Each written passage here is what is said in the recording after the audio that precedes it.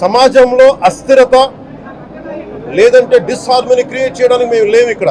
కానీ తప్పు జరుగుతుంటే, దాడులు జరుగుతూ ఉంటే, అపవిత్రం చేసుకుంటూ వెళ్ళిపోతే చూస్తూ ఎవరు కూర్చోం. తప్పు, అది కూడా తప్పు అవుద్ది. ఇంకా ఏ ధర్మం మీదైనా సరే ఇలాంటి అపవిత్రం ఒక చర్చి మీద జరిగిన, ఒక మస్జిద్ మీద జరిగిన దేశం అల్లకల్లోలం చేసేస్తారు. ప్రపంచం అంతా మాట్లాడతారు, గ్లోబల్ న్యూస్ అయిపోద్ది. కానీ దేశంలో కోట్లాది మంది హిందువులు అపవిత్రమైతే, ఈ ప్రసాదం అపవిత్రమైతే ఒక్కరు కూడా మాట్లాడకూడదు.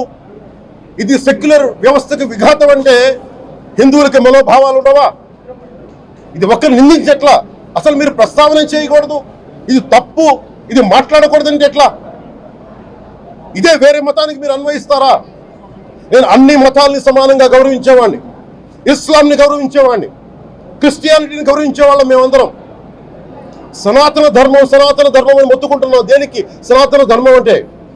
సనాతన ధర్మానికి ఒకరు ప్రారంభించింది కాదు. ఇది కొన్ని వేలాది సంవత్సరాలుగా అన్ని మతాలని, అన్ని విశ్వాసాలని అలింగనం చేసుకున్న నేల ఇది. అలాంటి విశ్వాసాలకి దగ్గర తీసుకున్న ఈ నేల మీద ఇలాంటి అపవిత్రం జరిగితే, రిపీటెడ్గా జరిగితే, ఒకసారి కాదు, 2 సార్లు కాదు, రిపీటెడ్గా జరిగితే ఇప్పుడు కూడా మాట్లాడకూడదంటే అది తప్పు చేసిన వాళ్ళం అవుతాం. మేము నిర్ణయించుకోవాలి. ఎవరికి కోపాలు రావు, ఎవరికి వేదన రాదు, ఎవరికి బాధలు రావంటే కుదరదు. వస్తాయి బాధలు, వేదన ఉంది, మాట్లాడతాం.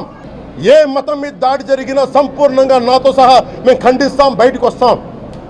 ఇస్లాం మీద దాడి జరిగితే మేము మాట్లాడతాం, క్రిస్టియానిటీ మీద దాడి జరిగితే మేము మాట్లాడతాం, హిందూ ధర్మం మీద, సనాతన ధర్మం మీద దాడి జరిగితే కూడా నేను మాట్లాడతాను. ఇది మొదటిసారి కాదు, మేమందరం మాట్లాడతాం. కానీ ఈ రోజున రిపీట్ అయిపోతున్నాయి మిస్టేక్స్, అలవాటైపోయింది, ఆలవాలం అయిపోయింది. ఇంక ఇక్కడితో ఆగాలి. ఇది ఎప్పుడే ఫుల్ స్టాప్ టు దిస్.